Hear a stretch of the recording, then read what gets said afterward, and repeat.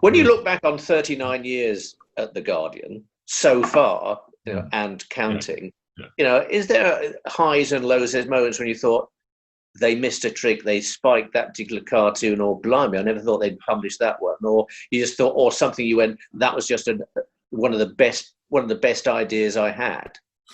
Well, you'd be surprised, but very, very rarely. I mean, I've by and large, what I do goes in and they publish it. I mean, there have been, of course, times when they don't, they've got some problem with it or whatever.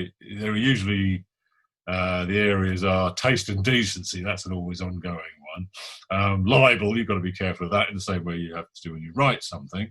But you soon learn to negotiate your way around that. The libel thing, I've sort of learned within a couple of years of starting that I couldn't say a character was corrupt unless I could prove it was corrupt, and that applies to any piece of writing as well. So it's the same rules apply. You can be rude about people. You can be sort of deeply personally offensive in terms of their appearance, and there's nothing much they can do about that because you're just making somebody look stupid. Well, if they sue you for that, then they look even stupider. But that tradition of abuse goes back over 200 years to William Hone, and when he was being prosecuted for blasphemous libel for satires on George IV, and the cases which he unusually won. That was a miraculous precedent was set, and that's where the notion of being laughed out of court came from, because his satires were read out in court and everybody just fell out laughing, and it did the authorities no good at all.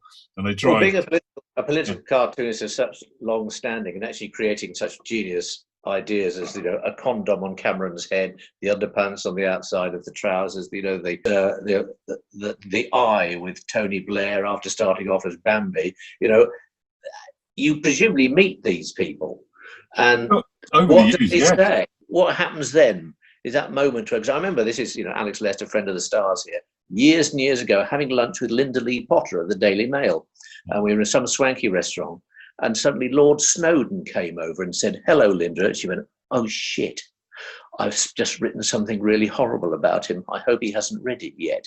And I just wonder whether or not that thing of, you are lampooning people, and whether or not, you meet your eyes meet across a crowded room, you think, "Oh, shit, it's the Prime Minister. He's going to come over and say something horrible about the way I've portrayed him."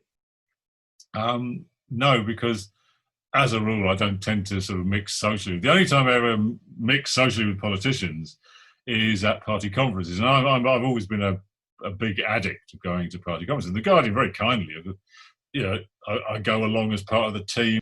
The great thing about them is you're able to get really close to them and actually see them on the floor, and you can draw them and take photographs, and it's a wonderful reference thing.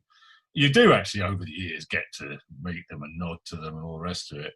I never met Thatcher. I saw her quite close up, and she was on stage, and I drew her, But I met Blair. I think I met Brown a couple of times, but there was always a kind of well, with Blair as a kind of rictus, and after I started doing him, I only met him before he became Prime Minister.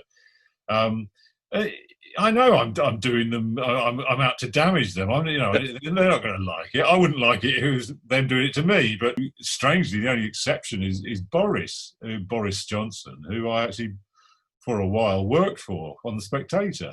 This was back in the days of when the Tories were a long way from power. I think Ian Duncan Smith was the leader. They were out in the Blair had just had his first or second landslide, and Boris Johnson was then the editor of The Spectator. He actually came to me. He wanted to use my cartoons. This was out of the blue. I didn't know him from Adam. He's a blonde bloke. I'd seen pictures of, but it didn't mean anything to me. And he was keen. He was mad keen, and he wanted. And I started. I thought, well, fair enough. Nobody else wants me other than The Guardian. So The Spectator came along, and my good friend David Austin he did lots of work. Lots of cartoonists work a lot for The Spectator, and they've had a good tradition with cartoons, though they're not very good on rights, but they're good on using cartoons. And their then, and I think still, cartoon editor is Michael Heath, the great Michael Heath, who we all know and revere. Anyway, it was nothing to do with Michael. This came direct from Bozza. And eventually he started using it like once a month to do covers. So I was doing that for quite a while. I got on fine with him. You know, you meet him, he's very affable, very personable. Politically, he's a total cunt. And that's what you have to sort of, you're dealing with somebody, you're always in political cartooning, you're dealing with public personas. You're not actually, It's nothing to do with personal relations or whether Hitler liked dogs or anything.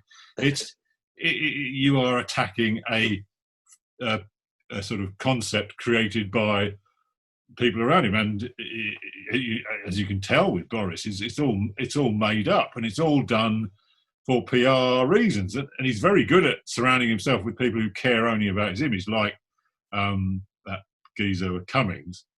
He's very effective in honing his message, but at actually doing anything, he's complete shite, which is absolutely clear to us all, I think, well, most of us, I would say, because he's the incompetence is sort of stratospheric, isn't it? It's hopeless. With political cartoons, is it, if you look at what's happening, you see people coming up through the various political parties, and you look at some of the things, they actually have no features about them at all that I could possibly latch onto in order to cartoon. Oh God, I hope they don't get to be prime minister or a senior figure in cabinet or whatever, because I won't be able to draw them very easily. Well, those thoughts do come to mind a bit, but then the most featureless ones sometimes turn out to be the best, and that Major was a case in point, because he was like a nothing geezer who very boring and great, but he was a source of intense delight, because I don't know, I just had an angle on him when he took over from Thatcher, and I've been ripping into Thatcher for years and years and years, and then she finally went, before my eyes, she dissolved, and it was miraculous, and then this quacking nerd took over. So it was deeply amusing moment in there. It was a joy to do. But the featurelessness, you'd think, it was. If it had been somebody else, maybe it would have been more difficult, because by his sheer nerdiness, he had everything you need. There's no way to assess it until you see what they're like in action. You see what they do, and that's the main thing. What do they do? What are they up to? What are they doing? Because you're not really attacking them or the length of their nose or whatever their hairline is. You're really attacking what they're doing. That's the essence of political cartooning, or it should be anyway. Though sometimes it's more enjoyable than others.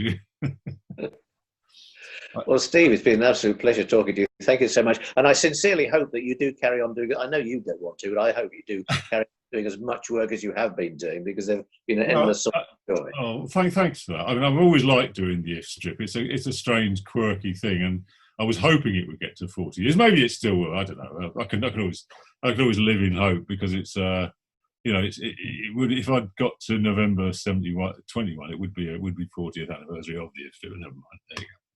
I can live in hope still, anyway. Yeah. Well, let's hope it happens. Steve, thank you very much indeed. All right. Cheers then.